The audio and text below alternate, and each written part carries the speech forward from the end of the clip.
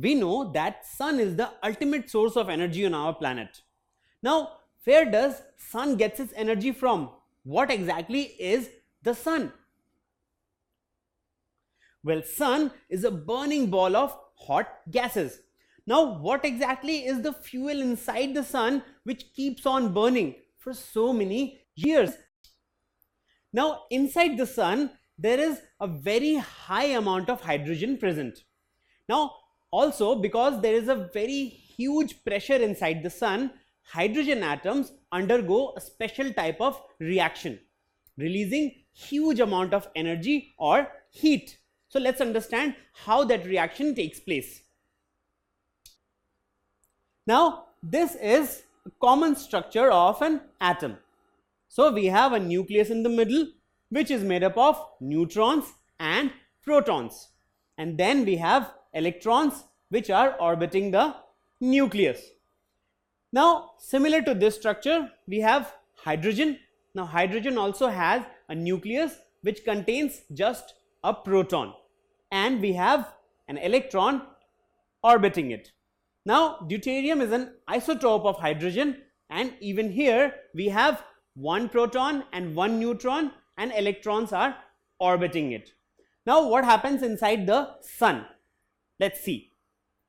So, inside the sun, we have the hydrogen nucleus and we have the deuterium nucleus. Now, due to immense pressure, these fuse together, that is, they collide, and when they collide, then they combine to form helium, and in this process it releases a huge amount of energy or heat, and that is how sun releases so much heat. So what exactly happens inside the sun? We have hydrogen or isotopes of hydrogen, they collide with each other and they fuse, giving us helium, and at the same time it releases huge amount of energy. This is nothing but the heat coming out of the sun. Now, what exactly is this process? Well, the process by which multiple nuclei join together to form a heavier nucleus, releasing a huge amount of energy, is called nuclear fusion. So this process is what we call nuclear fusion. So multiple nuclei join together to give us a heavier nucleus, and the process is called nuclear fusion. So how does sun generate so much heat? Because inside the sun, nuclear fusion is taking place all the time, and huge amount of energy is released because of that. Now let's see an equation of nuclear fusion. So as we had seen, a deuterium fuses with an ordinary hydrogen atom. So we have isotope of hydrogen, that is deuterium, and an ordinary hydrogen atom. Both fuse together, and when they fuse, they give helium with mass number 3 and atomic number 2, and with that there is a huge amount of energy released, and this energy is nothing but the heat coming out of the sun. So this is the equation for the nuclear fusion reaction that occurs inside the sun. Now can you answer this question? When multiple nuclei merge to produce a heavier nucleus, it is called nuclear dash. Can you answer this question? Well, the answer is very simple. It's nuclear fusion.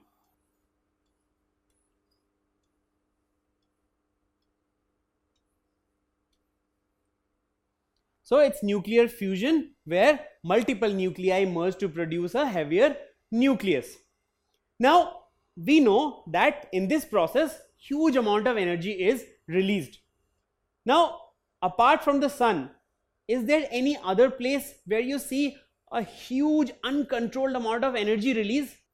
Well, a very good example is an atomic bomb. Now in the case of atomic bomb, we see huge amount of energy release, and which is very destructive because it has huge amount of energy. Now where does this energy come from? Is it also nuclear fusion? Not really. Apart from nuclear fusion, there is another process in which huge amount of energy is released, and even this is a type of nuclear reaction. This process is called nuclear fission. So what exactly is nuclear fission?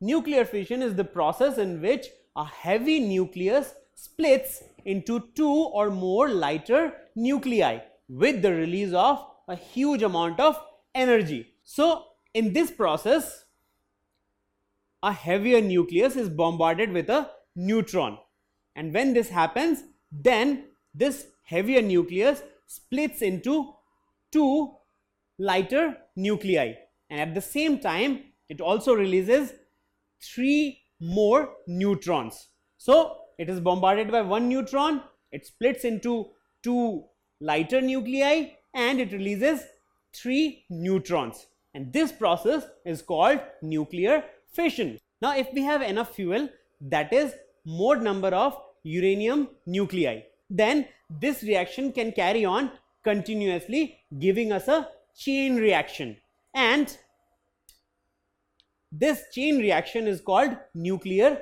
chain reaction. So let's understand what exactly is the nuclear chain reaction. A nuclear chain reaction refers to a process in which neutrons released in fission produce an additional fission in at least one further nucleus. This nucleus in turn produces neutrons, and the process repeats. So let's see.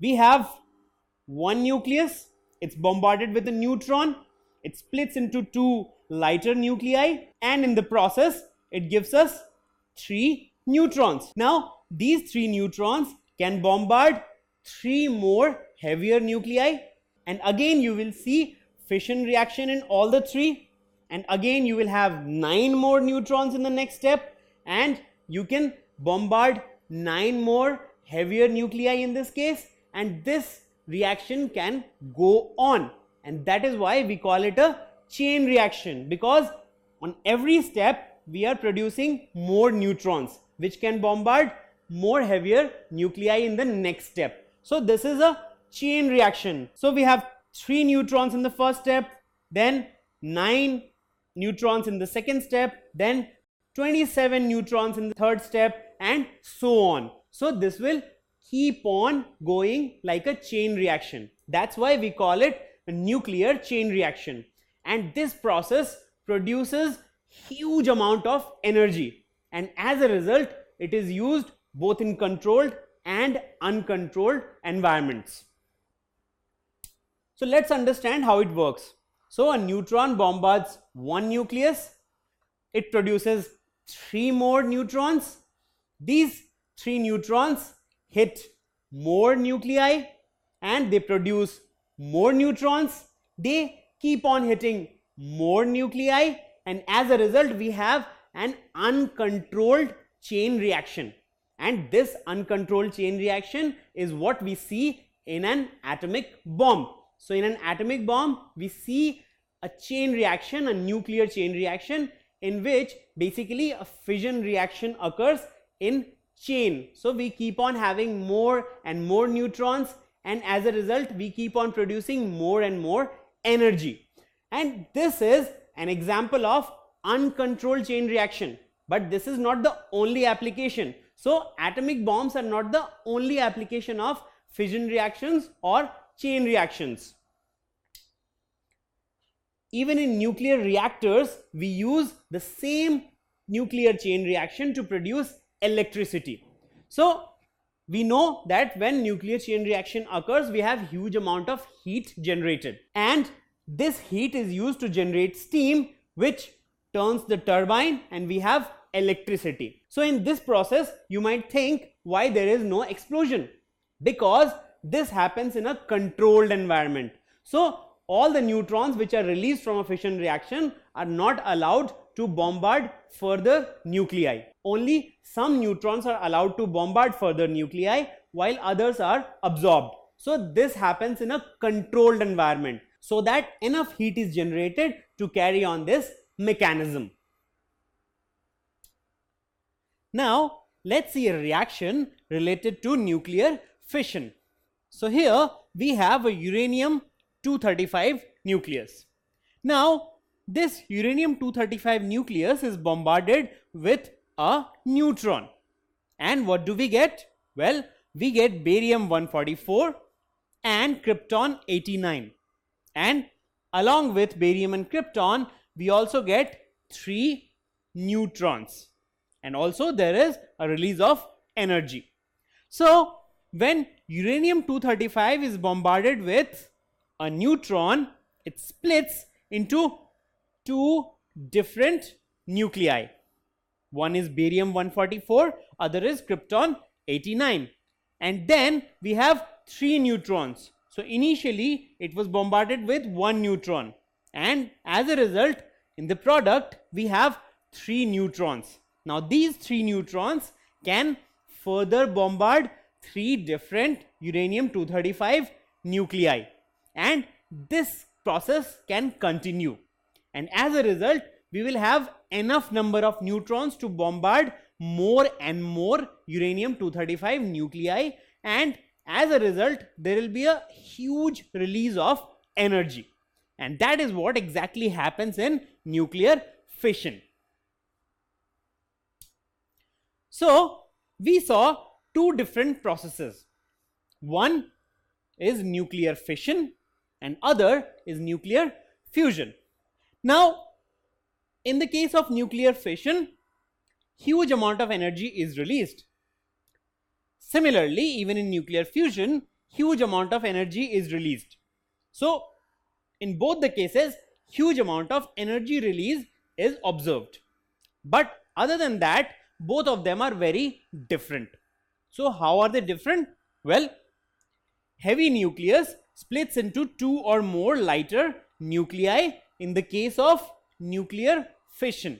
So, in this case, a split happens. That is, a heavier nuclei splits into 2 or more lighter nuclei. Now, what happens in the case of nuclear fusion? Well, multiple nuclei fuse together to form a heavier nucleus. So, in this case, fusion happens. That is, 2 nuclei fuse together and they give a heavier nucleus. And if we talk about equations, then in the case of nuclear fission, a very good example is uranium-235, which is bombarded by a neutron, and we get barium and krypton nuclei with 3 more neutrons. While in the case of nuclear fusion, we have this particular reaction. So we have deuterium, nucleus of deuterium, which fuses with a nucleus of hydrogen, and together they fuse to give helium, which is a heavier nucleus. So in this case, this is what happens in fusion. 2 lighter nuclei fuse together, give a heavier nucleus. While in the case of fission, well, 1 heavier nucleus splits or breaks apart into 2 or more lighter nuclei. And this is the major difference between nuclear fission and nuclear fusion. Don't forget to subscribe to our channel. You can also register for free at deltastep.com to get all learning resources as per ICSE, CBSE, IB, Cambridge or any other curriculum. Over 5,000 amazing lectures across maths, science, English and social science. Our unique interactive video technology keeps you engaged, and our iDictionary feature allows you to quickly revise any concept. Master each topic at your own pace with our adaptive practice technology and 1 million plus questions. Get instant answers and detailed solutions. Be exam ready by taking unlimited mock tests, performance analysis along with actionable feedback, personal tutors to resolve your slightest of doubts. That's not all. You also get amazing prizes like PlayStations, iPads, watches, and many more, along with certificates through our Earn As You Learn program. So at deltastep.com, learning is not just fun and easy, it's rewarding too. So register for free now.